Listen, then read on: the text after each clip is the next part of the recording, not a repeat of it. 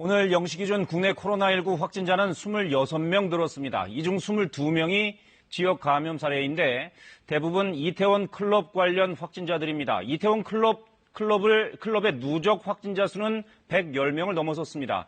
구체적으로 알아보겠습니다. KBS 재난방송센터에서 김민경 기자가 준비하고 있습니다. 자, 김 기자, 먼저 국내 확진자 현황부터 정리해 주시죠.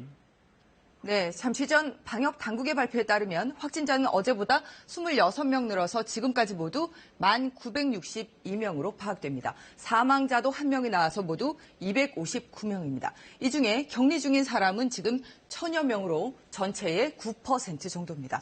신규 확진자는 엿새 전부터 지속적으로 늘기 시작해 최근 나흘 동안에는 30명 안팎으로 집계됩니다. 최근 상황을 조금 더 자세히 보면 붉은색으로 표시된 해외 유입 사례는 비슷한 수준을 유지하고 있지만 파란색으로 보이는 지역 감염 사례는 20여 명으로 크게 늘었습니다. 오늘도 신규 확진자 중에서 해외 유입은 4명이지만 지역 감염 사례는 22명에 이릅니다. 지역별로는 서울이 12명으로 가장 많았고 인천과 경기를 모두 합친 수도권은 16명입니다.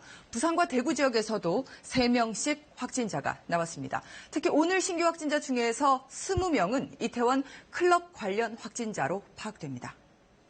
네, 그렇게 이태원 클럽 관련 확진자가 계속 늘고 있어서 걱정인데 이 부분만 따로 떼어내서 추이를 한번 분석해 볼까요? 네, 오늘도 이태원 클럽 관련 확진자가 20명 더 나왔는데 최근 나흘 연속해서 하루 20명 이상의 확진자가 나오고 있습니다. 방역 당국이 파악한 전체 확진자는 불과 엿새 만에 111명까지 늘었는데요. 서울시 자체 집계와는 시간차가 있을 수 있습니다. 우려스러운 부분은 2차 접촉에 의한 감염이 늘고 있다는 겁니다.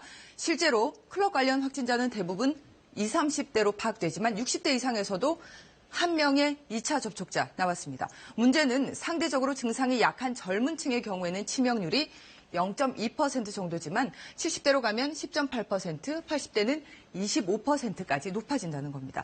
고령의 가족이나 이웃에 옮길 경우에 위험한 만큼 세심한 주의가 필요합니다.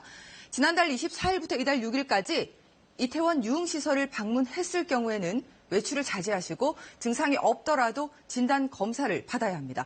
익명 검사도 가능한 만큼 적극적인 대응이 필요한 시점입니다.